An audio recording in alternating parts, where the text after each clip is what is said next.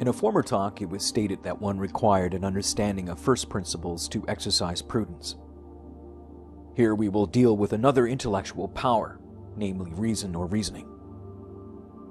Prudence allows one to reason well so as to apply first principles to different kinds of particulars.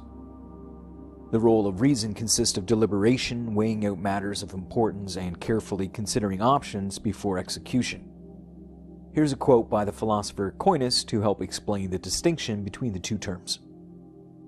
Even though reason and the intellect are not different powers, nonetheless they are named from different acts.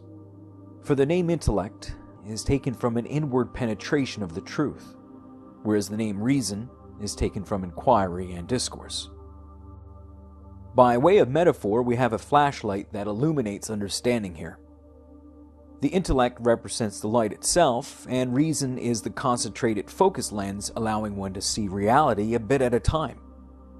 In other words, reason stems from intellect, understanding itself, and requires the intellect in order to gather content to make sense of it.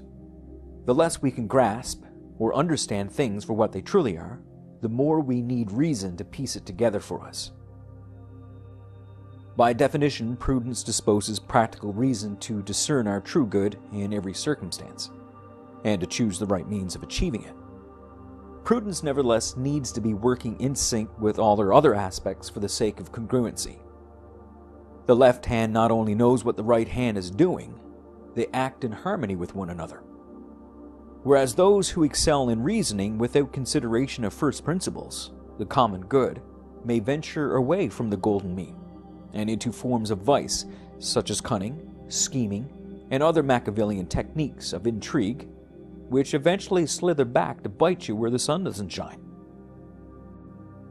There are also a whole slew of logical fallacies that can plague the mind and impede upon the capacity for applying reason. Reason itself can be used to justify and condone all sorts of perversions and criminal activity. It can lead us down a path of self-destruction should it remain unchecked and without intelligent end goals and first principles to guide it. Without rule and measure, deliberation can certainly dig a hole so deep we may never get out of it. Evil is not a concept limited to fairy tales. Indeed, the road to hell is paved with good intentions. And without proper foresight, we could very well end up going in circles. Speaking of which, in the next talk, we'll take a closer look at the core aspect of prudence itself, namely foresight.